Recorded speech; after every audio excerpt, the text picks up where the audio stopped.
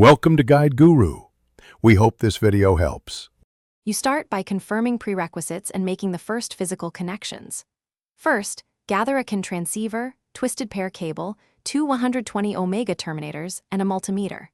Once done, power down the system and identify the CAN H and CAN L pins on the connector using the pinout. Make a solid chassis ground connection to reduce noise. Next, wire CAN H to CAN H and CAN L to CAN L on the first node so the bus layout is defined. This sets the foundation for reliable signaling. Now continue by wiring the bus and configuring devices. Run a quality twisted pair along the shortest practical route, avoiding EMI sources. This maintains the 120 omega characteristic impedance.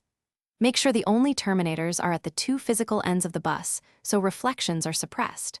Once the wiring is secure, power each transceiver and configure the CAN bit rate and node ID to match the network. Also verify dominant and recessive voltage levels with a meter, so every node communicates at the same electrical parameters. Finish by verifying bus operation and resolving any faults. Power the network and use a CAN analyzer or oscilloscope to confirm clean differential signals and valid frames.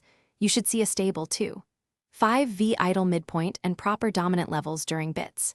If you observe error frames or no traffic, make sure baud rates and termination are correct and that the ground reference is shared.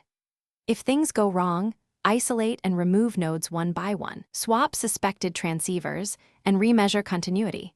This quickly reveals wiring or hardware faults. Thanks for watching. Consider subscribing if we helped you today.